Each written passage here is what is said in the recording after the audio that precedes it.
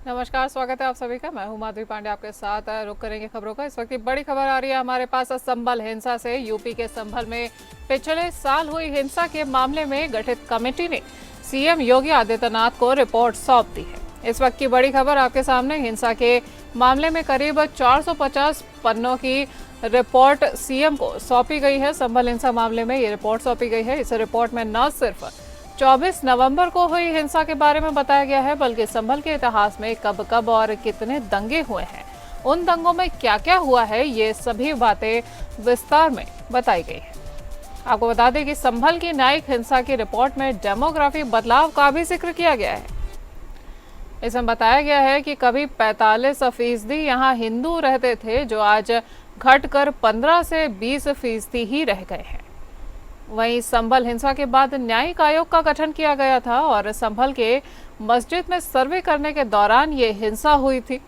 24 नवंबर 2024 को संभल में ये हिंसा हुई थी और न्यायिक आयोग में इलाहाबाद हाईकोर्ट के रिटायर्ड जस्टिस देवेंद्र कुमार अरोड़ा और retired IAS Amit Mohan, retired IPS Arvind Kumar Jain जांच कर रहे थे। और आज न्यायिक आयोग की टीम ने सीएम योगी से मुलाकात कर गोपनीय जांच पर रिपोर्ट सौंप दी है। आपको ग्राफिक्स के जरिए समझाते हैं कि इस रिपोर्ट में क्या क्या बातें शामिल की गई हैं। संभल हिंसा मामले में जांच कमेटी ने रिपोर्ट सौंपी है और 450 पन्नों की यह रिपोर्ट सीएम को सौंपी गई है। आपको बता दें कि 450 पन्नों की रिपोर्ट 24 नवंबर संभल हिंसा और जिले के दंगों के इतिहास का पूरा विवरण इसमें दिया गया है। वहीं 3 सदस्यीय समिति ने मौके पर जांच कर ये रिपोर्ट तैयार की थी और ये रिपोर्ट अब मुख्यमंत्री को सौंपी गई है। रिपोर्ट में डेमोग्राफी बदलाव का भी जिक्र किया गया है। वहीं रिपोर्ट में पिछले दंगों की तारीखें, जनहानि और प्रशासनिक कार्यवाही का भी ब्यौरा दिया गया है। रिपोर्ट पहले कैबिनेट में पेश होगी और उसके बाद ही विधानसभा सत्र में रखी जाएगी।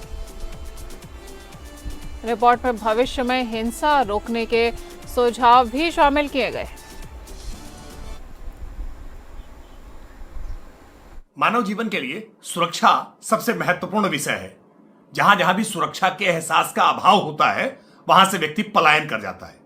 संभल में जिस तरह से लगातार बार बार दंगे हुए और इन दंगे में बड़ी संख्या में हिंदुओं का कत्लेआम हुआ, इसकी वजह से संभल में बड़ी संख्या में हिंदुओं का पलायन हुआ है। और संभल के हिंसा को लेकर के जो रिपोर्ट आई है, उस रिपोर्ट भी इस तरह से इंगित कर रही है कि बड़ी संख्या में दंगों में हिंसा के नाते हिंदुओं को पलायन के लिए मजबूर होना पड़ा। हमने देश का इतिहास देखा है और दुनिया भर में जहां जहां भी इस प्रकार से दंगे में किसी मजहब या जाति के आधार पर किसी को प्रताड़ित किया गया है, वहां से उनकी संख्या का कम हो जाना बहुत स्वाभाविक सा है। लेकिन देश के लिए ये एक बड़ा खतरा है, क्योंकि देश में जानबूझ करके डेमोग्राफी को चेंज करने के लिए एक साजिश रची जा रही है और ये डेमोग्राफिक चेंज इस देश की इंटरनल सिक्योरिटी के लिए एक बड़ा खतरा है। आपको बता दें कि संभल में 2024 में हिंसा भड़क उठी थी। वहीं संभल हिंसा मामले में अब जांच कमेटी ने रिपोर्ट सौंप दी है। ये रिपोर्ट सीएम योगी को सौंपी गई है और ये रिपोर्ट 450 पन्नों की रिपोर्ट है। रिपोर्ट में कई चौंकाने वाले खुलासे भी किए गए हैं। वहीं रिपोर्ट में डेमोग्राफी बदलाव का भी जिक्र किया गया है। आपको बता दें कि 30% हिंदुओं की आबादी घटने का भी जिक्र इस रिपोर्ट में किया गया है। हमारे साथ आनंद सिंह विशेष संवाददाता लाइव जुड़ गए हैं। आनंद, क्या कुछ खास लगता है इस रिपोर्ट में जो भी दर्शाया गया है और इसको लेकर के किस तरह की प्रतिक्रिया आ सकती है सरकार की? बिल्कुल, देखिए, संभल हिंसा से जुड़ी ये जो 450 पेज की रिपोर्ट आई है, उसमें साफ तौर पर कई चीजें बताई गई है। ये बताया गया है कि 24 नवंबर को जो पिछले साल दंगा हुआ था, जो मस्जिद के सर्वे को लेकर जो दंगा हुआ, हिंसा हुई, उसकी वजह क्या रही है उसका तो जिक्र है ही है। इसके अलावा कब कब यहाँ पर दंगे हुए संभल में, कुल 15 बड़े दंगों का जिक्र आजादी के बाद से किया गया है। और साफ तौर पर यह बताने का प्रयास किया गया है कि किस तरह से जो डेमोग्राफी है, जो जनसंख्या है, उसमें परिवर्तन हुआ है। रिपोर्ट को आप गौर से देखें तो उसमें ये भी जो निकल कर आ रहा है, ये बताया गया कि जब देश आजाद हुआ उस समय जो संभल नगर पालिका का क्षेत्र था, वहाँ पर 55% के करीब मुस्लिम और इसके अलावा 45% के आसपास हिंदू आबादी वहाँ पर थी। वो किस तरह से बदल गई है और अब कहा जा रहा है कि 15 से 20 40% के आसपास हिंदू वहाँ पर बचे हैं। इस तरह से डेमोग्राफी यहाँ पर चेंज हुई है, इसका जिक्र किया गया है। साथ ही साथ जो संबल की राजनीतिक और सामाजिक दृष्टिकोण रहा है, जो सामाजिक ताना बाना रहा है, उसमें किस तरह से बदलाव आया है, ये तमाम चीजें इसमें बताई गई हैं। साथ ही साथ इस बात का भी जिक्र किया गया है कि संबल हिंसा को लेकर जो पिछले वर्ष हुई थी नवंबर में, कि किस तरह से इस तरह की हिंसा पर काबू पाया जा सकता है, क्या तैयारियां करनी है, तमाम चीजों का जिक्र विस्तृत रूप से इस पूरी रिपोर्ट में किया गया है। जी आनंद, ये 450 पन्नों की रिपोर्ट अब सौंपी गई है सीएम को, तो क्या लगता है कि प्रशासन की तरफ से इस पर अभी कोई प्रतिक्रिया आ सकती है इस 450 पन्ने की रिपोर्ट पर? बिल्कुल, देखिए जैसा जो पॉलिटिकल रिएक्शंस है वो आने शुरू हो गए, चाहे भारतीय जनता पार्टी जिसने ये आरोप लगाया है विपक्ष के ऊपर कि किस तरह से उसने राजनीतिक रोटी सेकने के लिए तुष्टीकरण को बढ़ावा दिया, जिसका ये नतीजा बताया गया है। समाजवादी पार्टी की बात करें तो उन्होंने साफ तौर पर इस पूरी रिपोर्ट पर सवाल उठाए हैं। अभी समाजवादी पार्टी के जो तमाम नेता हैं, प्रवक्ता हैं, उनके बयान लगातार आ रहे हैं। और प्रशासन की जहां तक बात करें तो प्रशासन क्योंकि इसमें सीधे तौर पर बातें नहीं करता, जो रिपोर्ट है उसके आधार पर कार्रवाई की जाएगी। जब ये रिपोर्ट शासन में रखी जाएगी, जब ये रिपोर्ट आगे बढ़ेगी, उसके आधार पर किस तरह से क्या तैयारियां करनी है, किस तरह से जो रिपोर्ट में चीजें बताई गई हैं कि आगे हिंसा न हो, उस पर कंट्रोल किया जाए, किस तरह से रोका जाए, तो तमाम चीजें हैं जो आगे आएंगी। लेकिन जो सबसे बड़ी बात इस पूरी रिपोर्ट में निकल कर आई है, वो उसको अगर आप देखें तो सबसे बड़ी रिपोर्ट यही है कि किस तरह से जनसंख्या में बदलाव हुआ है। जो डेमोग्राफी है वो आजादी के बाद से किस तरह से व्यापक पैमाने पर इस क्षेत्र में, पूरे क्षेत्र में बदली है। ये एक पॉइंट है जो पॉलिटिक्स का एक वजह बन सकती है। साथ ही साथ जो सामाजिक और राजनीतिक ताना बाना है इस पूरे क्षेत्र का, उसको लेकर बातें हो सकती हैं। ये बताया गया है कि अब तक 15 बड़े दंगे इस संबंध में हुए हैं और किस तरह से किस कारण से दंगे हुए हैं, दंगों का क्या असर रहा था, किस तरह से दंगों का असर अब आगे आने वाले भविष्य पर पड़ा है। तमाम चीजों का जिक्र विस्तृत रूप से 450 पन्ने की रिपोर्ट में है। और ये माना जा रहा है कि जिस तरह से राजनीति अब इस पर शुरू हो चुकी है, आने वाले कई दिनों तक संबल के इस मुद्दे पर राजनीति जारी रहेगी। जी आनंद, तमाम जानकारी हमारे दर्शकों तक पहुंचाने के लिए आपका बहुत बहुत धन्यवाद। निषाद पार्टी के राष्ट्रीय अध्यक्ष और उत्तर प्रदेश सरकार में मंत्री संजय निषाद अपनी बेबाक राय के लिए जाने जाते हैं। बीजेपी और गठबंधन को लेकर हमारे संवाददाता ने मंत्री संजय निषाद से खास बातचीत की है। बातचीत के दौरान उन्होंने अपनी बेबाकी से अपनी बातों को रखा है और आप भी सुनिए उन्होंने क्या कुछ कहा है। बात करने के लिए खुद डॉक्टर संजय निषाद मौजूद हैं। डॉक्टर साहब, ये जो बयान आपने दिया है ये बीजेपी की ओर इशारा करता है, तो क्या बीजेपी का ये फेलियर दिखा रहा है गठबंधन? क्योंकि जितने भी दल हैं लगभग सबको कुछ ना कुछ नाखुशी ज़रूर है। तो सच्चाई है कि हम लोग कितनी प्रतिबद्धता से काम कर रहे हैं। चट्टान के तरह हम लोग खड़े हैं। फर्जी पीडीए का जो था उसकी हवा निकाल दिया दिल्ली में हम लोगों ने, एकता दिखाकर सारे लोग। और कभी मोदी के खिलाफ, भाजपा के खिलाफ हम लोगों ने एक शब्द भी वहाँ हम लोगों ने नहीं बोला। और सभी लोगों ने जो इनको ठगा था हमारे समाज को, उनके खिलाफ हम लोगों ने आवाज़ उठाई। लेकिन कुछ इम्पोर्टेड नेता इतने बड़े जो तरीके से जो एक नैरेटिव सेट हो गया था पीडीए का, उसको बुलडोजर के तरह हम लोगों ने उलट दिया दिल्ली में। हाँ, और उसकी हवा खुद भाजपा में रहने वाले नेता मतलब हवा निकालें भाजपा की, कि डॉक्टर संजय मलाई खा रहे हैं, भाजपा की गोद में बैठे हैं, आरक्षण क्यों नहीं दिला रहे हैं। तो ये देना तो भाजपा का काम है ना आज के दिन में। यह तो मुमकिन है, हमने कहा कि देंगे तो योगी देंगे, मोदी देंगे, भाजपा ही आरक्षण देगी। हम तो हमेशा आवाज़ उठाते रहे हैं। इतनी योजनाएं चलाई मोदी जी ने। ये जो इम्पोर्टेड नेता है कभी सरकार की इन योजनाओं का कोई प्रचार नहीं करते। खाली अगर इस तरीके का गठबंधन धर्म में खटास पैदा करेंगे तो फ़ायदा किसे पहुंच रहा है? सपा को पहुंचेगा, बसपा को पहुंचेगा, कांग्रेस को पहुंचेगा। तो भाजपा को सोचना पड़ेगा ना कि इस तरीके के नेता अगर गठबंधन धर्म को कमज़ोर करके उसमें खटास पैदा कर रहे हैं, फ़ायदा किसको पहुँचा रहे हैं? एक बड़ा माहौल क्रिएट हो गया कि आज के दिन में जातियाँ मोदी योगी के साथ खड़ी हैं। जिस आयातित नेता की आप बात कर रहे हैं उसको लेकर कोई शीर्ष नेतृत्व से आपकी बात हुई? अगर हुई है तो कि फिर क्या निकल कर आया सामने? अब ये लोग हैं कि जो जमुना निषाद बंद थे तो बसपा ने मंत्री बना दिया और हम लोग तो उनके खिलाफ धरना दे रहे थे। बसपा के खिलाफ बस आए, कोई पूछने वाला नहीं था। जो स्थापना दिवस आपका मना दिल्ली में, उसमें सभी जो क्षेत्रीय दल जो भारतीय जनता पार्टी के घटक है उसमें शामिल रहे, लेकिन भारतीय जनता पार्टी का कोई बड़ा नेता या कोई नेता उसमें नहीं था। भाई भारतीय जनता पार्टी के शीर्ष नेत्री नड्डा साहब से मुलाकात हुई, मैंने निमंत्रण दिया था और उन्होंने आश्वस्त भी किया था कोई जाएगा, लेकिन उस दिन बिल आ गया और उनका क्या नाम है रूस राष्ट्रपति का नामांकन था। तो बड़ी पार्टी है ना, तो कोई बड़ा नेता जाएगा और सारे बड़े नेता वहाँ व्यस्त थे। तो और हमने निमंत्रण अपने गठबंधन को दिया था, तो वो सब लोग आए और ये नहीं आ पाए। और ये लोग चूँकि ये जितने लोग थे उसमें सभी लोग यूपी के लोग थे। हम लोग हैं, आशीष जी यूपी के थे, राजभर भाई यूपी के थे, आरएलडी के वो महामंत्री आए थे, वो फिर चले गए। उन्होंने कहा सबकी कुछ ना कुछ नाराजगी है। नहीं, वो तो है, तो बताना तो पड़ेगा ना कि नाराज करने वाले नेता से अगर राज मिल जाए तब तो फिर गठबंधन धर्म क्या ज़रूरत है। तो इसलिए नाराज करने वाले नेता को संभालें ना कि क्यों ऐसा कह रहे हैं। आज के दिन में देखो, आज फर्जी पीडीए के खिलाफ अगर कोई हो सकता है तो हमारा जो हम लोग गठबंधन धर्म के लोग हैं 24 घंटे काम करते हैं। लाखों लोग कार्यकर्ता हैं जो कि बिना पैसे का, वो जो दिल्ली में रैली थी, रैली नहीं रैला था, वो आप साबित कर दिया कि निषाद मोदी योगी के साथ खड़ा है। अब ये जो बीच में हवा निकालने वाले हैं भाजपा का, उसको खिलाफ कार्रवाई करना है। धन्यवाद। ये थे हमारे साथ डॉक्टर संजय निषाद, जो निषाद पार्टी के राष्ट्रीय अध्यक्ष हैं और कैबिनेट मंत्री भी हैं, जिनका ये कहना है कि उनकी नाराजगी भारतीय जनता पार्टी से नहीं है, बल्कि भारतीय जनता पार्टी में आयातित कुछ नेताओं को लेकर है और इसको लेकर उनके शीर्ष नेतृत्व से बात हो चुकी है और उनका गठबंधन भारतीय जनता पार्टी के साथ तब तक जारी रहेगा जब तक कि खुद भारतीय जनता पार्टी उन्हें बाहर का रास्ता नहीं दिखा देती या जब तक भारतीय जनता पार्टी खुद उनसे किनारा नहीं कर लेती। Anand Singh, APN news, Lucknow. मुख्यमंत्री योगी आदित्यनाथ के नेतृत्व में 2500 से अधिक अभ्यर्थियों को नियुक्ति पत्र प्रदान किए गए हैं। मथुरा में आयोजित कार्यक्रम में मुख्य अतिथि के रूप में प्रदेश के कैबिनेट मंत्री लक्ष्मी नारायण चौधरी ने चयनित अभ्यर्थियों को नियुक्ति पत्र वितरण किए हैं। वहीं मंत्री लक्ष्मी नारायण चौधरी ने कहा कि मुख्यमंत्री के नेतृत्व में प्रदेश में निष्पक्ष भर्ती प्रक्रिया से ये पहली बड़ी नियुक्ति 2017 के बाद की गई है। इस दौरान 16 फार्मासिस्ट और बड़ी संख्या में मुख्य सेविकाओं को नियुक्ति पत्र प्रदान किए गए हैं। मंत्री ने बताया कि ब्रजभूमि की 16 बेटियों का चयन भी मुख्य सेविका पद पर हुआ है और इनके नियुक्ति पत्र वितरित किए जा चुके हैं। वहीं पर मंत्री ने कहा कि मुख्यमंत्री योगी आदित्यनाथ के नेतृत्व में पारदर्शी और निष्पक्ष भर्तियों का नया अध्याय लिखा जा रहा है।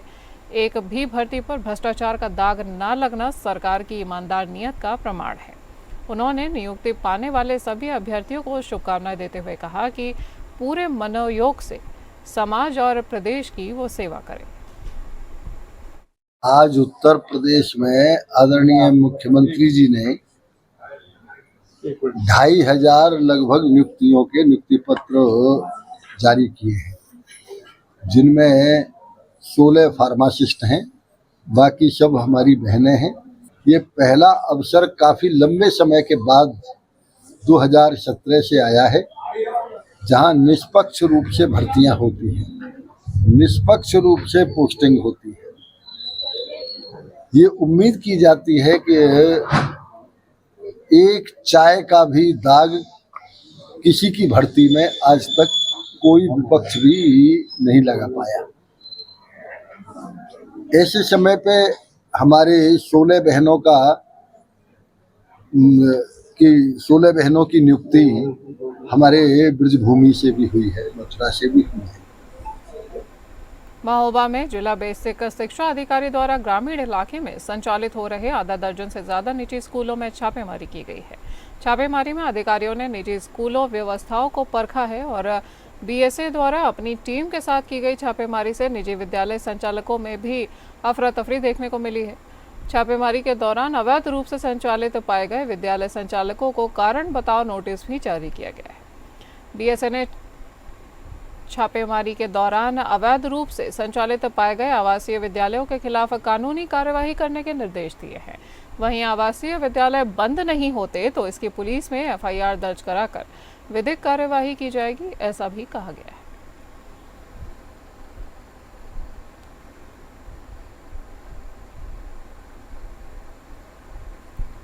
उत्तर प्रदेश में प्रतिनियुक्ति पर आए मुरादाबाद मंडल के कमिश्नर अंजनेय कुमार सिंह ने एक बार फिर 1 साल के लिए सेवा विस्तार किया है। उनका रामपुर जनपद से खास लगाव रहा है।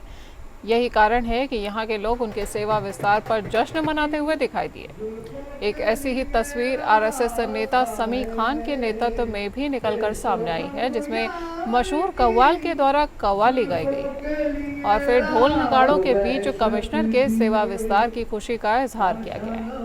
साथ ही इस मौके पर राहगीरों को मिठाइयां भी वितरित की गई हैं। रामपुर में जिला अधिकारी के पद पर तैनात रह चुके एवं वर्तमान में मुरादाबाद मंडल के कमिश्नर अंजनेय कुमार सिंह एक बार फिर 1 वर्ष के लिए केंद्र सरकार के द्वारा प्रतिनियुक्ति की समय सीमा बढ़ा दी गई है और कमिश्नर की सेवा विस्तार को लेकर रामपुर में आरएसएस की शाखा भारतीय सद्भावना मंच के युवा प्रकोष्ठ के राष्ट्रीय संगठन मंत्री एवं समाज सेवी समी खान के सिविल लाइन्स स्थित आवास पर एक कार्यक्रम का आयोजन किया गया, जिसमें पहले तो खुशी का इजहार करते हुए मशहूर कव्वाल जावेद हुसैन के द्वारा कव्वाली सुनाई गई और फिर ढोल नगाड़ों के बीच समर्थकों और राहगीरों को मिष्ठान वितरित किया गया है।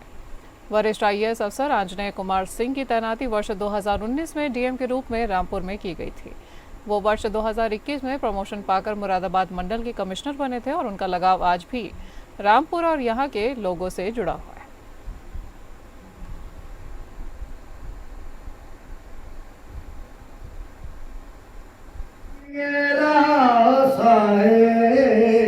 पेशो हम यार की जुल्फों के लिए वहशत दिले काशाना मुबारक बाशत।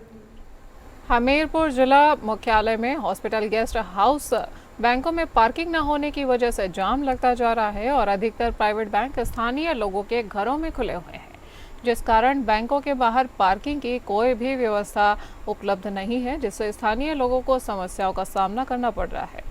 बैंकों के बाहर बनी अवैध पार्किंग से शहर में जाम लगना शुरू हो गया है। वहीं रोजाना आवागमन करने वाले लोगों के लिए परेशानी का सबब बनता जा रहा है। हमीरपुर मुख्यालय में ज़्यादातर प्राइवेट बैंकों और हॉस्पिटलों की शाखाएं हैं और इन बैंकों और हॉस्पिटल्स में कई पार्किंग नहीं है और इसकी वजह से इनमें काम करने वाले स्टाफ और इनमें आने वाले लोग अपने वाहनों को रोड पर ही खड़ा कर देते हैं।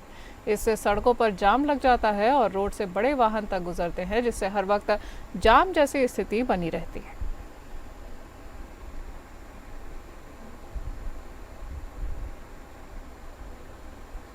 बलरामपुर जिले में खाद की कथित कमी और कालाबाजारी ने किसानों की मुश्किलें बढ़ा दी हैं। एक तरफ जहां जिला प्रशासन पर्याप्त खाद की उपलब्धता और उचित मूल्य पर यूरिया मिलने का दावा कर रहा है, वहीं दूसरी तरफ ग्रामीण इलाकों में किसानों को अभी भी खाद के लिए संघर्ष करना पड़ रहा है। निजी दुकानों और सहकारी समितियों पर खाद तय दाम से कहीं ज़्यादा कीमतों पर बेची जा रही हैं। वहीं किसानों का कहना है कि खाद विक्रेता उन्हें महंगे दामों पर खाद बेच रहे हैं। परसपुर में एक दुकान पर खाद की बोरी 450 रुपये में मिल रही है, जबकि चौधरी में एक निजी दुकान पर किसानों ने बताया कि उन्हें एक बोरी के लिए 450 से लेकर 650 रुपये तक देने पड़ रहे हैं।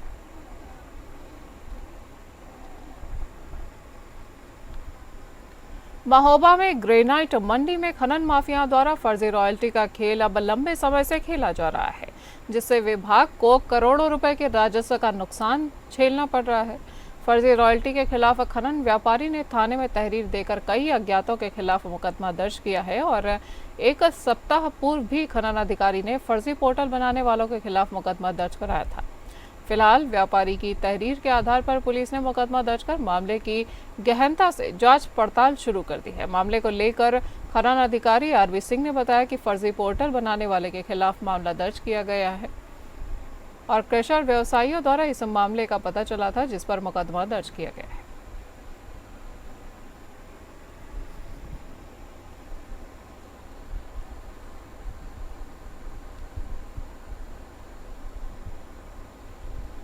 बात करेंगे मेरठ की, जहां पर साइबर अपराधियों ने युवक के खाते से 19 लाख रुपए उड़ा दिए हैं। एफडी रिन्यू कराने बैंक पहुंचा था यह युवक और युवक को फ्रॉड होने का जब पता चला तो बिना ओटीपी के ही खाते से 18.75 लाख रुपए का ट्रांसफर किया गया है। ठग ने ये रकम अलग अलग तारीखों में ट्रांसफर की है।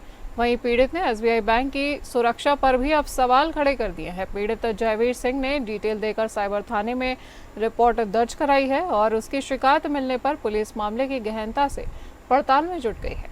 ये पूरा मामला थाना कंकरखेड़ा क्षेत्र के फाजलपुर अनूपनगर निवासी जयवीर सिंह के साथ हुआ है।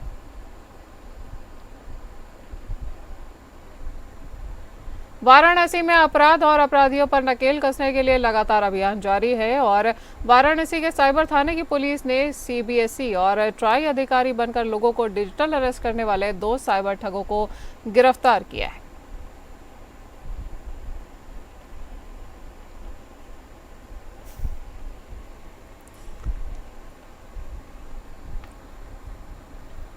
उत्तर प्रदेश के कौशाम्बी जिले में 1 हफ्ते पहले महिला से हुई लूट के आरोपी से पिपरी व कोखराज पुलिस और एसओजी की टीम से मुठभेड़ हुई है और मुठभेड़ के दौरान हुई फायरिंग में आरोपी के पैर में गोली लगी है।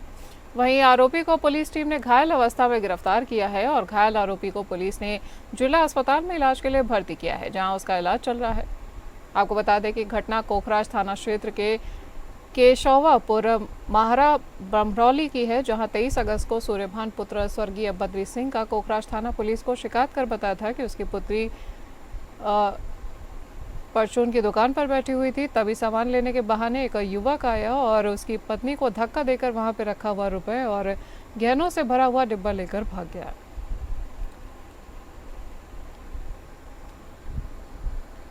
प्रयागराज पुलिस का अपराध और अपराधियों के खिलाफ अभी अभियान जारी है और पुलिस ने 25,000 रुपए का इनामिया शातिर लुटेरे को पुलिस मुठभेड़ में गिरफ्तार किया है। आरोपी का नाम राजेंद्र उर्फ लकड़ू बताया जा रहा है। पुलिस मुठभेड़ में आरोपी के पैर में गोली लगी है, उसे इलाज के लिए अस्पताल भेजा गया है।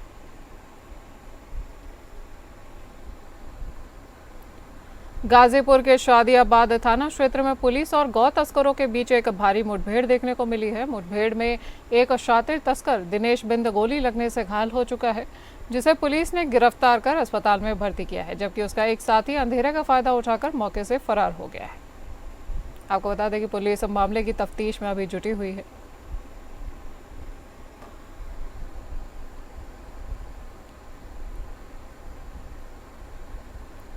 बलरामपुर पुलिस ने एक बड़े साइबर ठगी रैकेट का भांडाफोड़ किया है और एक आरोपी सौरभ कुमार को गिरफ्तार भी किया है। इस गिरोह ने ऑनलाइन गेमिंग, बैटिंग और सट्टा ऐप्स का इस्तेमाल कर लोगों से 1 अरब 36 करोड़ 90 लाख रुपए से ज्यादा की धोखाधड़ी की है। सौरभ की गिरफ्तारी के बाद अब तक इस मामले में कुल 13 लोग हिरासत में लिए जा चुके हैं। पुलिस अधीक्षक विकास कुमार ने बताया कि ये गिरोह अलग अलग तरीकों से लोगों को ठगता रहा है और सरगना सौरभ कुमार, जो कि फिरोजाबाद का रहने वाला है और फिलहाल लखनऊ में रह रहा था, वो बाइनेंस जैसी क्रिप्टो आईडी का इस्तेमाल कर रहा था और वो ऑनलाइन गेमिंग और बैटिंग ऐप से होने वाले मुनाफे को अवैध तरीके से प्राप्त करके उसका हिस्सा देश और विदेश में बैठे अपने साथियों को भेज रहा था।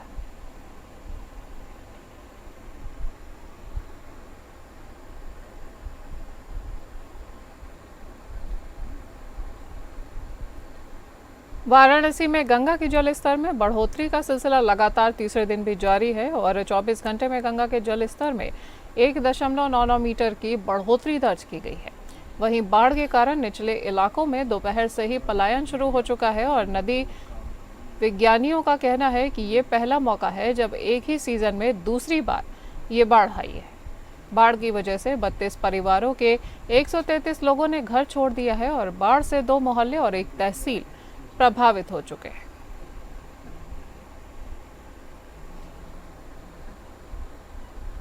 पीलीभीत जनपद की पूरनपुर तहसील क्षेत्र के अंतर्गत ट्रांस शारदा क्षेत्र में ग्राम हजारा में शारदा नदी ने भू कटान कर दर्जनों किसानों की लगभग 25 से 30 एकड़ भूमि फसलों समेत निगल लिया है।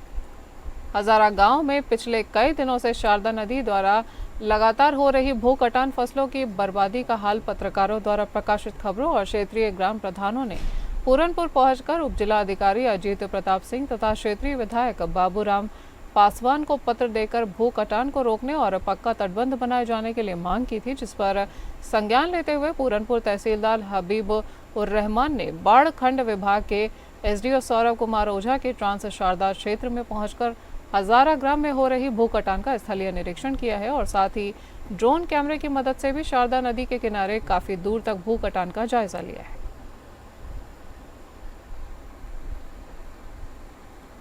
इस बुलेटिन में इतना ही। नमस्कार।